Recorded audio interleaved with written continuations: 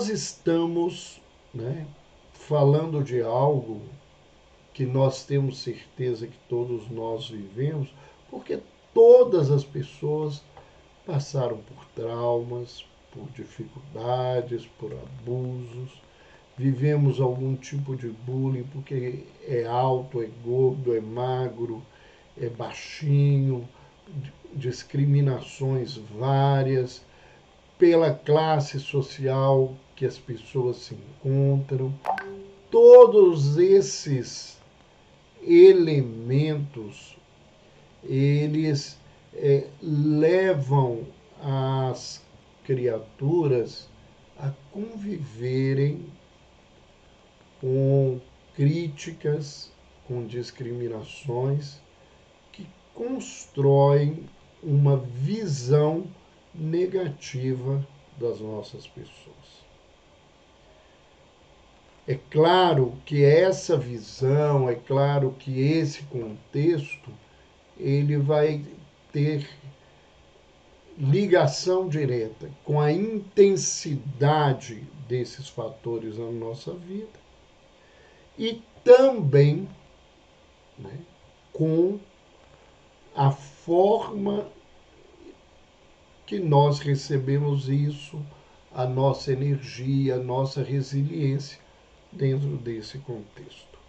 O que é verdade, o que nós não podemos nos esquecer, é que é um problema geral e que tem uma relação direta para se entender a autoestima com a compreensão das exigências do mundo, em especial nesse momento das nossas vidas. Então, quando a nossa sociedade nos cobra respostas imediatas relacionadas a tudo com que nós vivemos, e que nós não temos condições de atender imediatamente a todas as exigências que nós recebemos,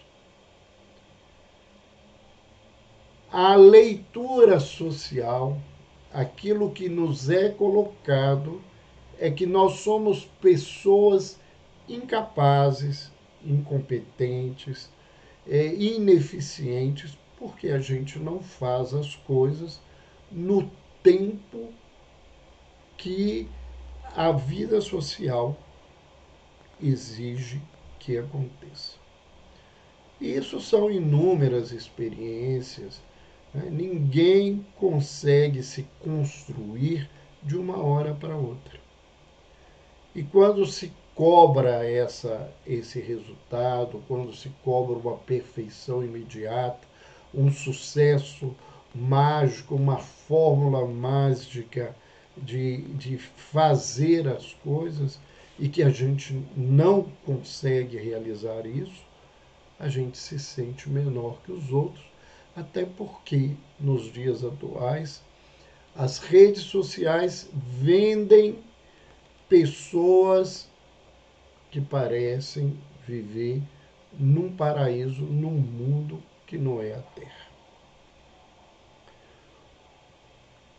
A cobrança de que a gente tenha um prazer, uma satisfação o tempo todo, e que isso, do ponto de vista natural, não é possível a ninguém, mas é isso que nos é cobrado, isso também leva a uma baixa autoestima. Os valores que são importantes para a nossa sociedade, eles também são responsáveis pela baixa autoestima. Então, principalmente os valores de aparência, né? Ter uma beleza física, uma juventude eterna, ser milionário, nem é rico, é milionário, ter uma posição social diferenciada, ser reconhecido nas mídias, ter sucesso o tempo todo no nosso trabalho, na nossa vida, na nossa família. Esses valores que são entregues a nós como verdades, como nós não conseguimos conviver com isso tudo, a gente acaba acreditando que a gente é pior, até porque a gente tem uma falsa ideia que muitas pessoas dentro da sociedade conseguem realizar isso. Ter sucesso a todo custo. O que nós vamos nos propor aqui é entender que a gente é ser humano, que nós temos deficiências e temos as nossas potencialidades.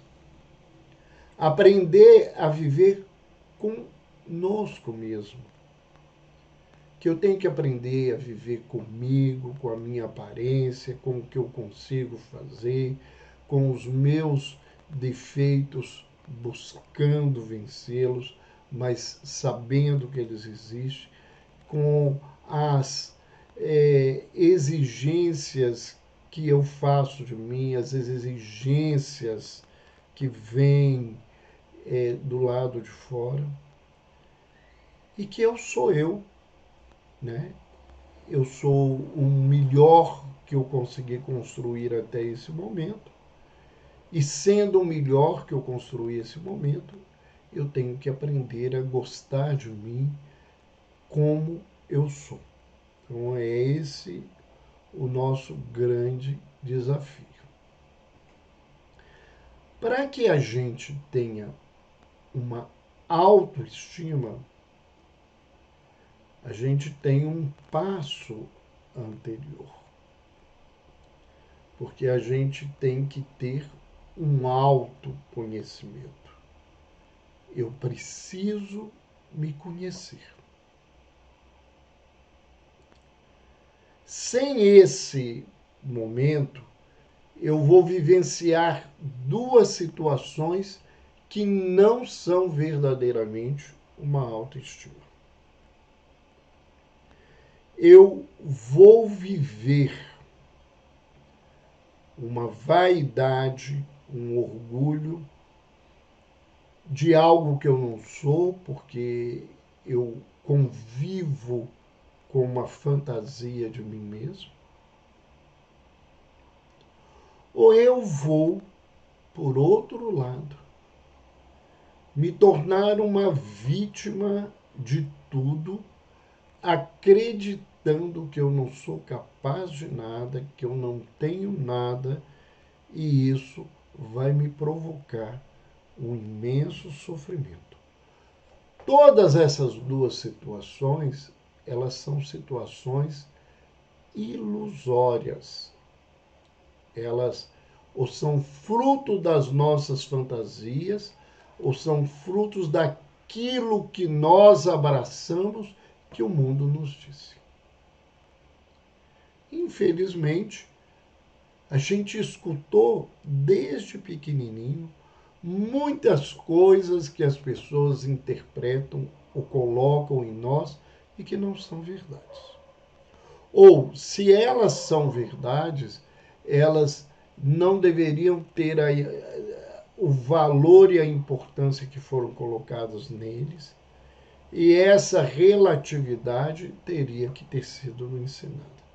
Então você aprende que você é baixinho, que é pequeno, que é feio, tem orelha grande, que você tem um nariz grande, que tantas coisas que você vai ouvindo, que você é um filho rebelde, ingrato, vai se reunindo tantas coisas neste processo e eu vou passando a acreditar que eu sou aquilo.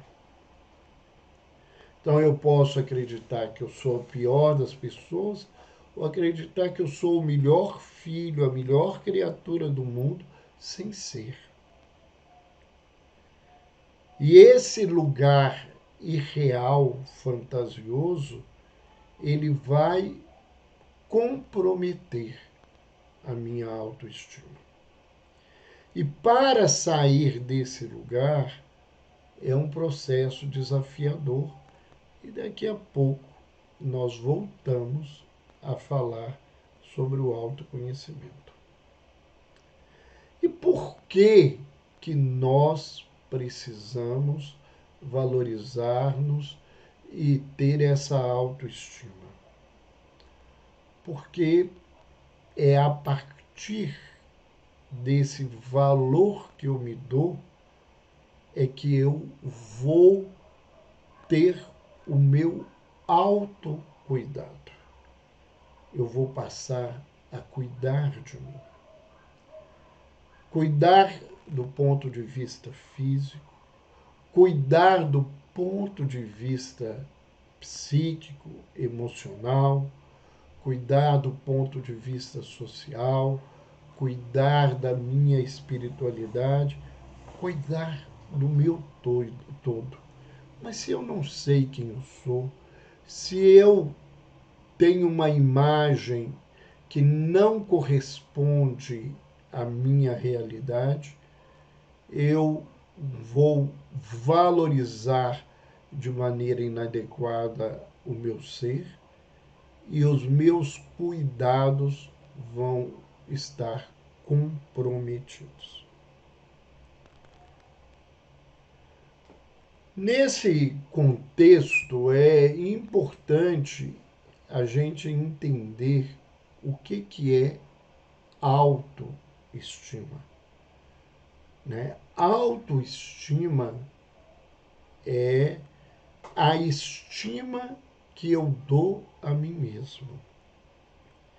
Essa palavra estima, ela vem do latim, né? A estimare.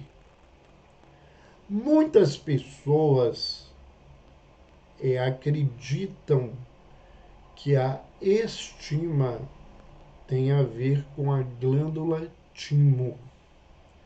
Mas no nosso estudo, na busca da etimologia, na busca dessa compreensão, nós não encontramos essa relação. E a estimare tem relação direta com valor, com valorização.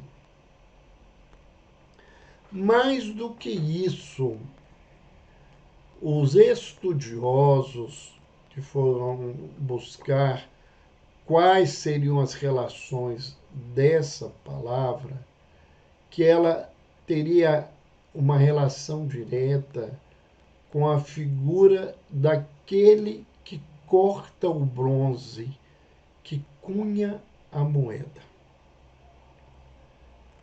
Então, a estima tem a ver com aquilo que eu construo e entendo que é o valor de algo.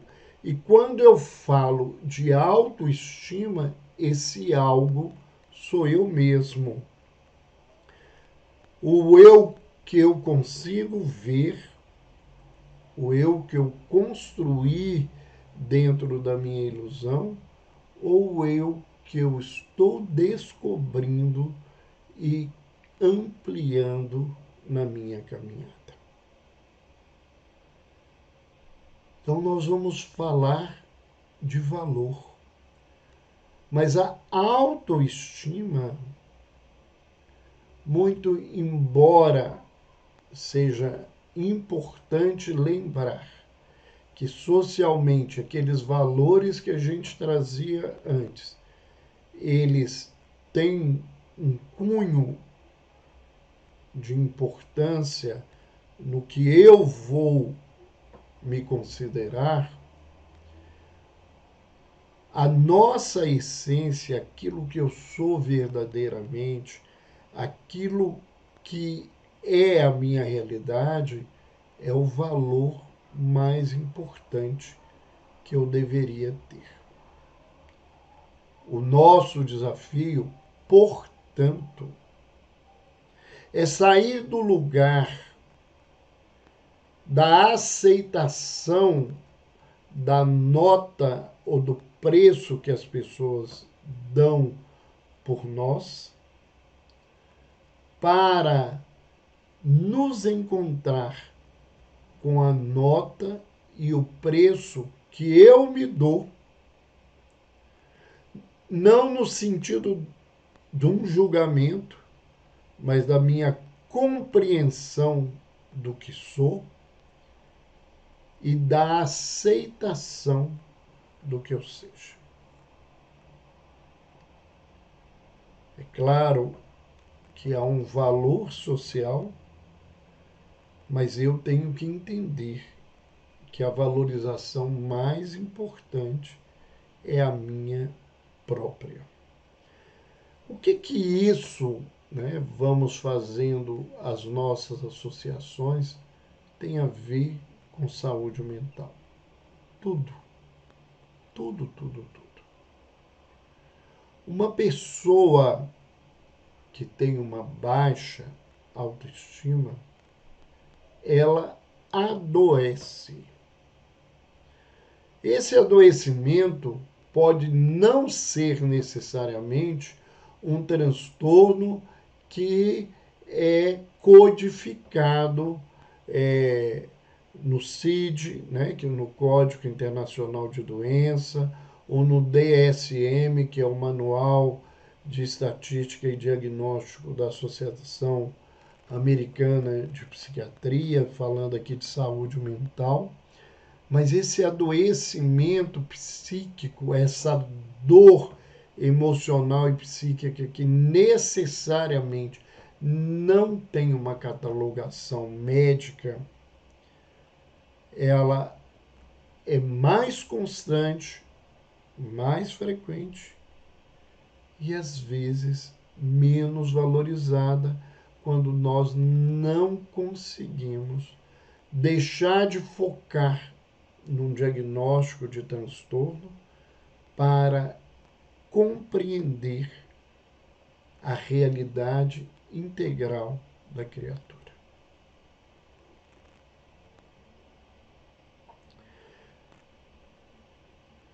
Partindo desse contexto, nós vamos pensar em alguns passos que são fundamentais para se construir a autoestima. E quando eu preparava esse material para a gente conversar, que eu refletia sobre esse assunto, eu busquei organizar esses passos numa ordem como eu vejo que deveria ser a ordem para a construção da autoestima. Então, quando eu falo na primeira pessoa, porque isso não está catalogado e escrito dessa maneira. Eu diria que nesses mais de 40 anos trabalhando com psiquiatria e psicoterapia, eu nunca me deparei com uma discussão que tentasse organizar esses passos em termos da importância de cada degrau para chegar no topo da escada. E o topo da escada aqui é a autoestima. Então, cada um de vocês que nos acompanha pode ter uma visão, pode trazer uma opinião. Eu estou vendo aí muita gente comentando muitas coisas. Nós vamos retomar esses comentários das pessoas na medida em que a gente for conversando, né? Me perdoe não ter parado nessa introdução, mas eu acho que era importante eu conseguir fechar essa introdução dentro de tudo aquilo que eu me organizei para pensar junto com vocês, mas a partir agora desses passos nós vamos conversando naquilo que nos é possível buscar e entender. Então, o primeiro passo que eu percebo, né, de importância para alcançar a autoestima é buscar o autoconhecimento. Essa fala, ela tem ficado banalizada. Porque é muito repetida, eu mesmo repito isso o tempo todo, quem me acompanha nas postagens do Instagram, quem acompanha o trabalho que eu tenho feito, a questão da jornada em busca de mim mesmo, né? Todo esse processo, essa jornada da arte de acolher, seja acolher a mim, acolher o outro, acolher os filhos, seja quem for, eu tenho falado o tempo todo de autoconhecimento. Mas eu queria quebrar um pouco essa observação de banalidade para pensar na importância. Voltando à etimologia da palavra estima. Se a estimare, né, que fala de valor, nos lembra a figura daquele homem que preparava o cobre e que cortava o cobre com tamanhos diferentes para definir valores no campo comercial, para que eu possa definir esses valores, eu tenho que conhecer a importância, a qualidade, a essência de cada pedaço de cobre que eu estou cortando. Transportando isso, que é uma figura alegórica, eu, para poder gostar de mim verdadeiramente, não na ilusão e na fantasia que a vida traz, eu preciso me conhecer.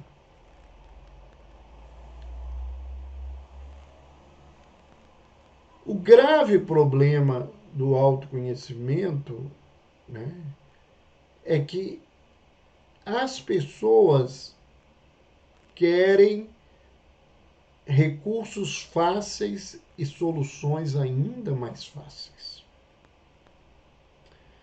O autoconhecimento não é um recurso fácil e ele não é obtido facilmente e nem rapidamente.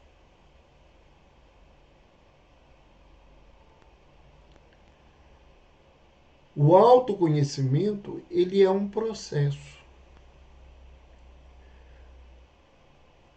Quando Sócrates nos lembra a fala que estava escrita no Templo de Delfos, né, que ela diz: conhece-te a ti mesmo, né? E na continuidade do pensamento inscrito no templo diz que se te conheceres, conhecerás o universo e os deuses.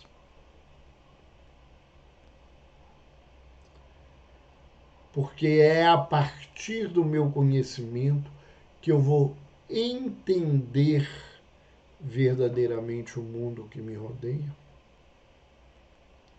É a partir do momento que eu reconheço as minhas deficiências é que eu vou conhecer as deficiências do outro mas é à medida também em que eu descobrir minhas potencialidades, é que os meus olhos vão conseguir ver no outro as potencialidades que ele carrega. Foi preocupado com isso, né, que nós realizamos agora, né, no mês de novembro passado, um encontro presencial que teve um resultado para a gente que estava ali muito enriquecedor. Algumas pessoas provavelmente estão aqui que participaram desse evento,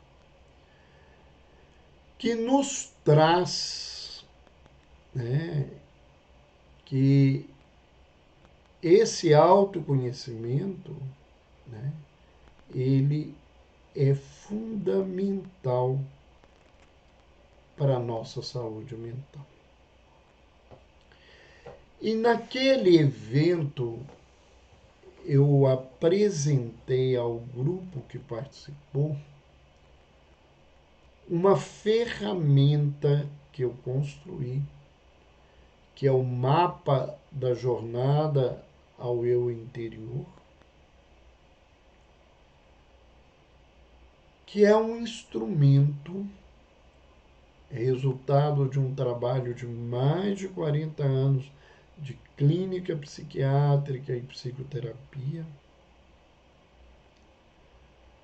para que nessa jornada, nessa viagem, a pessoa possa ter um direcionamento para se autoconhecer. E o resultado foi tão positivo que nós propusemos, e muitos daqueles que estavam lá conosco aceitaram, a fazer uma mentoria trabalhando detalhadamente esse mapa da jornada do eu interior para buscar esse autoconhecimento. E em breve eu vou estar falando sobre isso para que as pessoas que nos acompanham e que tenham interesse de dar esse primeiro passo para se gostar e se cuidar melhor, possa estar usufruindo desse elemento. Buscar autoconhecimento é um processo, como eu já disse. Então ele é dinâmico, ele não chega a um fim. Ele, à medida que eu amplio os meus conhecimentos sobre mim, eu vou descobrindo que a minha essência tem mais coisas que precisam ser trabalhadas, que precisam ser reforçadas positivamente e que eu posso me utilizar delas com grande tranquilidade. Outro passo, que é o segundo passo dentro da nossa visão, é a priorização do tempo presente.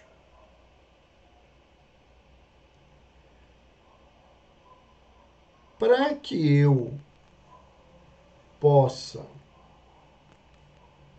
focar no autoconhecimento, eu preciso abandonar determinadas posturas e hábitos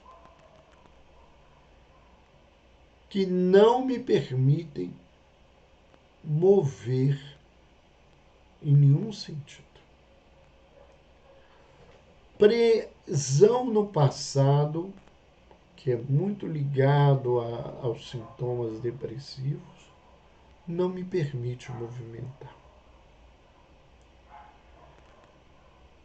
Quando eu entendo que eu não devo me fixar no passado e que o passado só deve servir de experiência no meu caminho, eu vou fazer um movimento de transformação na minha caminhada. Por outro lado, as pessoas que estão o tempo todo, por sua insegurança, buscando e preocupando-se com o futuro, também não conseguem mover. E isso é uma das principais características da ansiedade. Então eu tenho que vencer a minha ansiedade, eu tenho que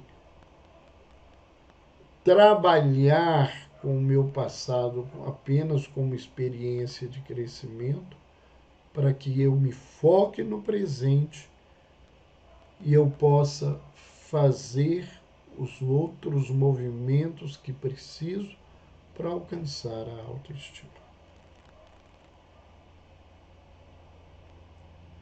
Então, a maioria de nós vive preso àquilo que aconteceu em 1900 e lá vai, ou 1900 e cafunga, como se fala muito no interior do estado de Minas Gerais. Ou muitos de nós só ficam pensando, e se amanhã não acontecer isso, se amanhã não for assim, se amanhã faltar isso, como é que ficam as coisas? E quando vê, não fez nada, porque o único lugar que eu posso fazer, o único lugar que verdadeiramente existe, é o agora. O tempo é o tempo de agora. Um outro passo importante, o nosso terceiro passo, é aprender a equilibrar as demandas familiares, as demandas do trabalho, as demandas da vida social. O mundo nos exige quase tudo. As famílias nos cobram o tempo todo, o trabalho exige esforços, às vezes, além daquilo que a gente deveria estar fazendo. E a vida social é uma complicações de demanda. Porque se a gente for atender as demandas da vida social, a gente não vai fazer nada, porque algo que um grupo acha que é bom, outro grupo acha que não, e à medida que eu ouço um do lado e outro do outro, eu me perco nesse campo de confusão.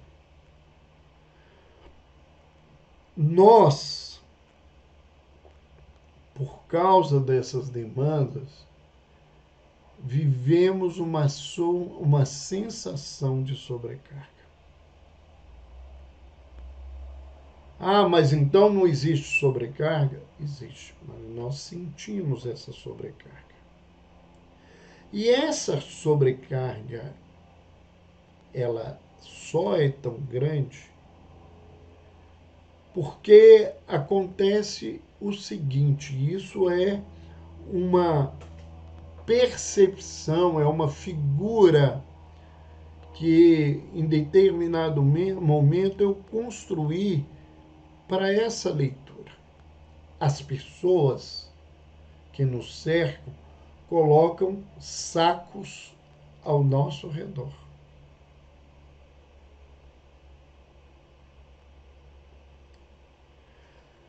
A visão desses sacos, eles já complicam pelo volume, pela imaginação do peso, pelo tamanho, a nossa condição emocional.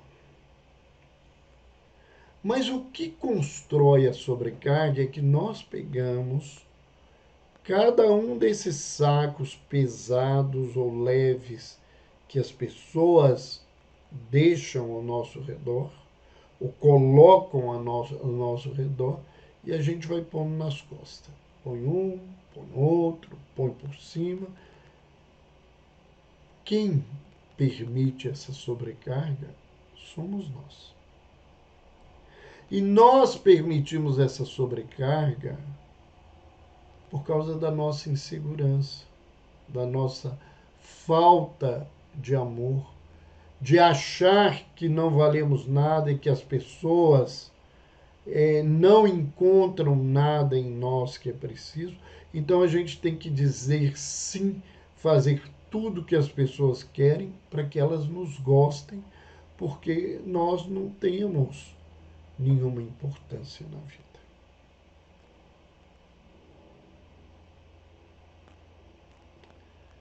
Então as demandas, os sacos com peso, são colocados pelo mundo. Mas somos nós que pegamos esses sacos, colocamos nas costas e caminhamos com eles. Para que a gente consiga um equilíbrio nas demandas familiares, de trabalho, nas demandas sociais, é importante dois aprendizados. Primeiro, a capacidade de organização, que nem sempre as pessoas têm. Então, eu preciso aprender a organizar a minha vida. Não é só ter uma agenda. Eu preciso organizar uma agenda. Porque às vezes a gente tem uma agenda, mas a gente enche tanto essa agenda que a gente acaba não cumprindo essa agenda porque a gente não sabe organizar.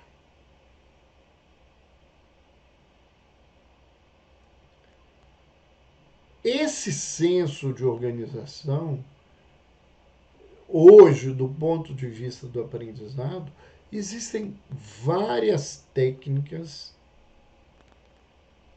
que podem ser aprendidas por todos nós para que a gente aprenda a se organizar. Muita gente faz muito pouco e acaba sobrecarregado e cansado diante de outras pessoas que fazem muito e que, mesmo fazendo muito, se sentem mais leves que eles, porque o passo a passo do dia foi organizado e isso facilita movimento, circulação, gasto energético, tempo de descanso, de refazimento, que muitas pessoas não conseguem fazer. Então, nós vemos, por exemplo, nas empresas que não tem um profissional de logística, às vezes muita gente trabalhando para fazer uma só função e não dá o resultado que precisa. E na presença desse especialista, às vezes com uma redução do número de pessoas, mas com uma organização das tarefas, se produz mais com menos gasto. Outro fator importante disso é aprender a definir prioridades. Hoje, no campo de gestão, essa é uma questão desafiadora. Aprender o que é prioridade. Aprender o que é emergência, o que é urgência, e o que não é urgência, aprender o que é importante ou não é importante, aquilo que é de curto prazo para solução, de médio prazo para solução, de longo prazo. Isso que parece que eu estou falando de um nível apenas empresarial, isso tem a ver com as nossas relações familiares, isso tem a ver com a nossa vida social. Eu tenho que aprender a definir prioridades. Por que isso é tão difícil? Porque a gente aprendeu que a gente tem que ter tudo e de preferência ao mesmo tempo, que é uma ilusão.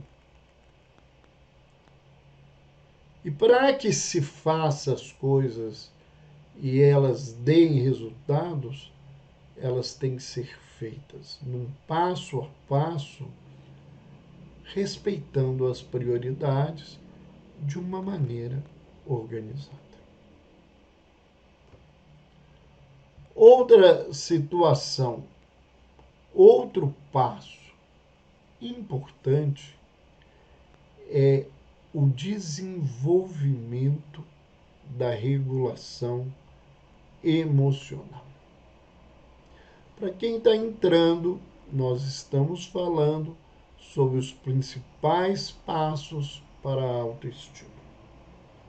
Quem não nos conhece, que está entrando, meu nome é Roberto Lúcio Vieira de Souza, eu sou médico, psiquiatra e psicoterapeuta no Instituto Renascimento, em Belo Horizonte. Esse desenvolvimento da regulação emocional, né, o que é isso? Eu tenho que criar habilidades para lidar com as minhas emoções.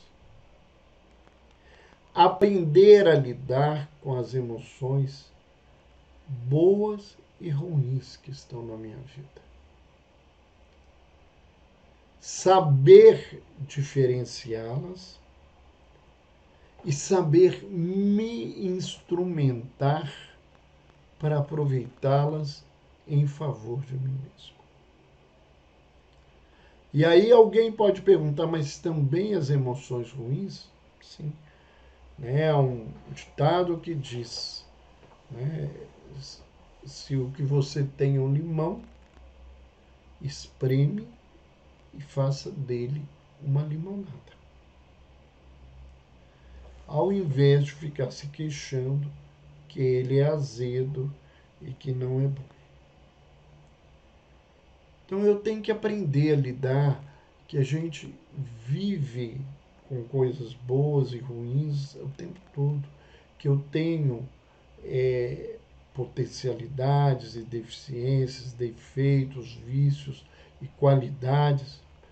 Nós temos que aprender isso.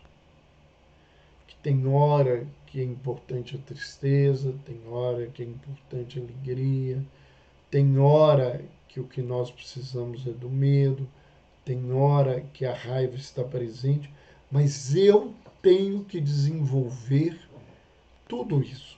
Primeiro, eu tenho que aprender a nomear essas coisas. Tem muita gente que não sabe quais são as suas emoções. Eles não sabem. Muita gente, quando você pergunta o que está sentindo, ele não consegue diferenciar se ele está sentindo medo, se é tristeza, alegria, preocupação, se é raiva.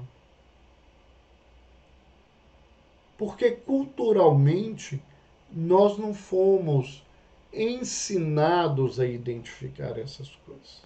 As novas gerações estão recebendo orientações nesse nível, mas a minha geração, a gente não aprendia. Pior do que isso, a gente era coibido, inibido a manifestar determinadas emoções. Então, se você era uma pessoa do sexo masculino e chorona, né, emotiva, você era visto como algo menor, porque quem chora, isso eu ouvi muitas vezes em criança, era mulherzinha, e mulher era desvalorizada, então você era um ser desvalorizado. E aí muitos dos sentimentos eram inibidos e as pessoas não aprendiam a nomeá-los, e quando aprendia a nomeá-los, negava-os para poder viver. Então a primeira coisa que eu preciso é identificar as emoções. Depois eu tenho que entender para que essas emoções servem dentro da minha vida. O que elas querem me dizer? Que caminho que elas estão indicando que eu preciso passar? Um outro elemento importante nessa regulação emocional é a gente conhecer os nossos gatilhos emocionais. O que nos leva à raiva, o que nos leva ao medo, o que nos leva à tristeza, o que nos leva à alegria, à preocupação. E quando esses gatilhos, por sua intensidade ou pela importância da marca emocional que eles têm em nós, podem transformar essas emoções em manifestações doentias que me causam sofrimento psíquico ou que agravam os meus transtornos psiquiátricos.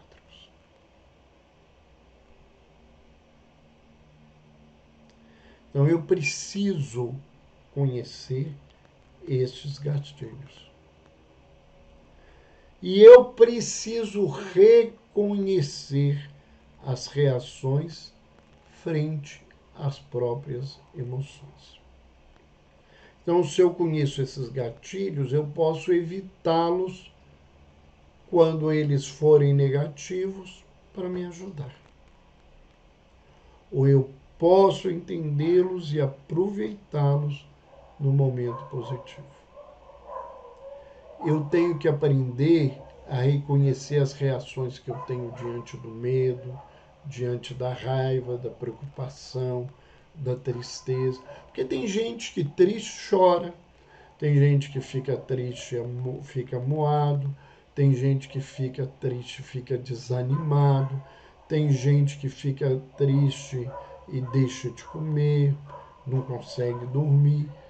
Todas essas reações eu tenho que identificar para que eu possa nomear a emoção que eu estou vivendo e aprender a regulá-la na minha jornada, na minha caminhada. Um outro passo importante é buscar uma vida plena. E o que é buscar uma vida plena? É entender que família, amigos, trabalho, lazer, vida social são essenciais para a vida. Para ter uma vida plena, eu preciso ter isso tudo na minha vida. Quando eu fujo da vida familiar, quando eu me nego a relacionar com as pessoas, construindo uma amizade, quando eu não trabalho ou eu foco só no trabalho e não foco nessas outras coisas, quando eu acho que a vida é um lazer, é uma brincadeira, é um divertimento e eu esqueço da família, eu esqueço das relações, eu não busco o trabalho, tudo isso me tira dessa vida plena. que envolve inclusive os aspectos espirituais que são muito importantes para que a gente consiga construir essa autoestima. Embora muitas religiões tragam conceitos e posturas que levam as pessoas a uma baixa autoestima.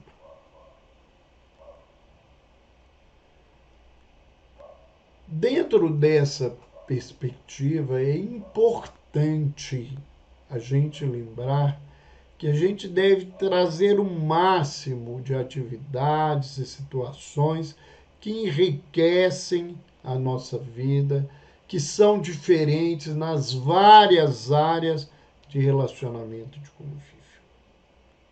Inclusive, esse elemento é um elemento que aqueles que estudam sobre felicidade dizem que é muito importante.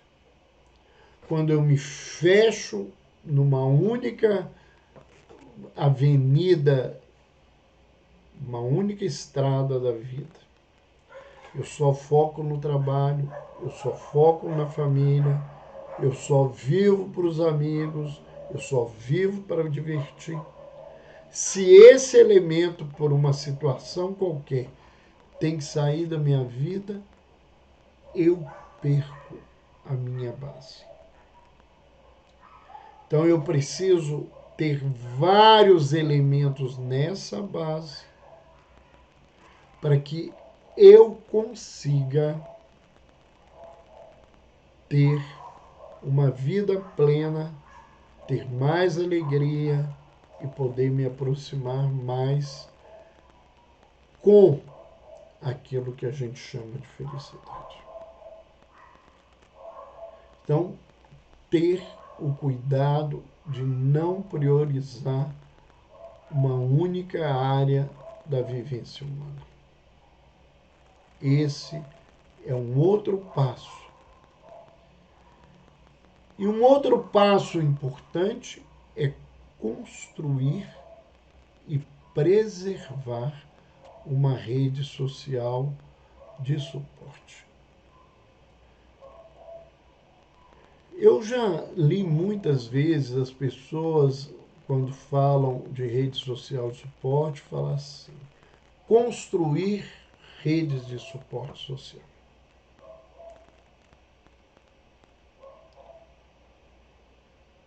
E tem muita gente que constrói essas redes. Mas não basta construir a rede. A gente precisa preservar a rede. Da mesma forma que eu preciso cuidar de mim, eu preciso cuidar das pessoas que constituem essa rede social de suporte. Preservar os amigos, preservar os colegas de trabalho, preservar os familiares, preservar todas as relações que a gente tem. Porque essa rede social é constituída por pessoas. E o que essa rede social é capaz de nos dar? Ela amplia os nossos horizontes, então ela oferece para a gente novos pontos de vista. Então, quando a gente tem muitos amigos, quando a gente tem relacionamentos, quando a gente sustenta esses relacionamentos na nossa vida, a gente vai ouvir vários pontos de vista. Isso vai ampliar as perspectivas da própria vida. Isso vai aprimorar as nossas ações para uma condição social, física e emocional mais satisfatória. E essa rede não é só de um elemento, não é só família. A família é a única coisa que eu confio. E aí a família vai embora toda num desastre e eu fico só. E aonde está o meu suporte? Então, eu tenho que buscar família, amigos, colegas de trabalho, mas eu não posso me esquecer que esses elementos, eles têm características importantes. Porque a gente precisa buscar essa rede de suporte, mas ela tem que estar baseada em pessoas que estão vinculadas aos seus valores pessoais e éticos e ao seu estilo de vida. Não é que o outro está errado, mas essas criaturas é que te dão suporte. E não é procurar as pessoas por interesse financeiro e material. É criar esse suporte para que a vida seja mais sustentável. Um dos grandes copings positivos das religiões são as comunidades religiosas, porque as pessoas, principalmente no momento de sofrimento, de luta, de ansiedade, de dor, elas encontram nessas comunidades amparo diante dos seus desafios. Então, nós precisamos escolher e conviver com pessoas que ofereçam um apoio positivo diante das nossas demandas e necessidades, e nós temos que evitar relacionamentos tóxicos. A gente vai deixar de encontrá-los? Não. Eles estão aí na nossa caminhada. Mas a gente não tem que ficar com eles. A gente não tem que ficar com quem não gosta da gente. A gente não tem que ficar com quem abusa da gente, com quem nos desrespeita o tempo todo. Porque isso não compromete sua autoestima.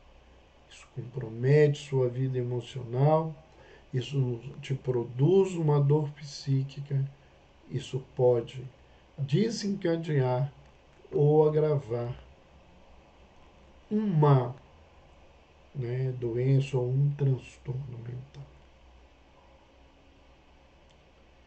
E quando a gente quer construir essa autoestima, e essa autoestima é, para a minha visão, a base de um autocuidado positivo, satisfatório,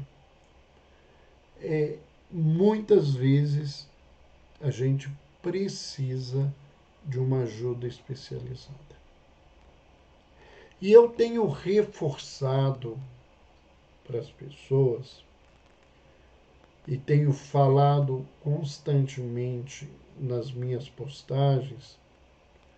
Eu lembro as pessoas, que eu faço não só a mensagem do post, mas um comentário sempre voltado à questão da saúde e da espiritualidade. E eu sempre digo, nesse sentido, que é importante um profissional que tenha uma abordagem integral da pessoa humana. Então eu não posso ver o indivíduo só como corpo, só como um mundo psíquico, só como um ser social ou espiritual. A gente é um todo. E às vezes o que adoece o meu físico é o meu emocional, às vezes o que levou o meu emocional a estar sofrendo é a minha perspectiva social ou a minha perspectiva espiritual. E um profissional que não olha esse todo, ele vai focar em determinada parte e muitas vezes ele só vai lidar com os efeitos e não vai lidar com as causas. Então, a minha orientação é que se busque um profissional que tem uma abordagem, como eu utilizo muito a fala do que nós trabalhamos, que é uma abordagem biopsicossócio-espiritual,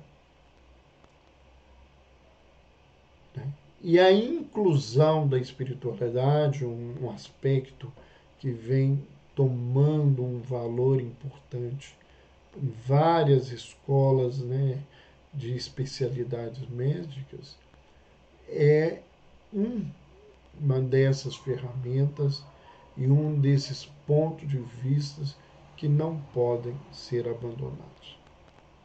Então, era isso que nós vamos ver se tem alguma pergunta, e isso dá tempo para as pessoas, se alguém quer fazer alguma pergunta para a gente. Nós vimos aí bastante comentário, importante reflexão. A autoestima vem depois do autoconhecimento. A comparação rouba a nossa felicidade, é impossível ser feliz o tempo todo. A Célia colocou aqui para a gente. Né, então, nós estamos vendo aí essas colocações. Não sei se tem alguma pergunta. Lembramos mais uma vez que obrigado aí, Célia, essa live não vai ficar gravada no Instagram. Essa live vai ser editada pela nossa equipe e vai ser colocada no nosso canal do YouTube.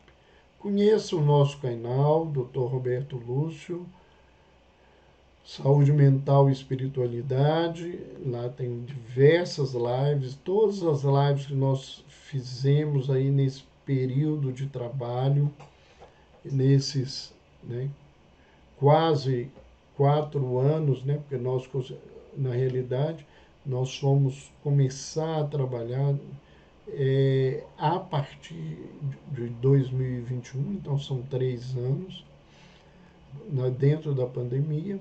Então, ali tem as nossas lives, ali tem os nossos cursos, ali tem cursos que nós damos, já oferecemos tanto no Brasil quanto fora do Brasil, entrevistas, conversas, entrevistas com amigos, Sandro Klinge, Andrei Moreira, professora Lucilena Galvão, e tantos outros amigos, pessoas que nos ajudaram nesse contexto.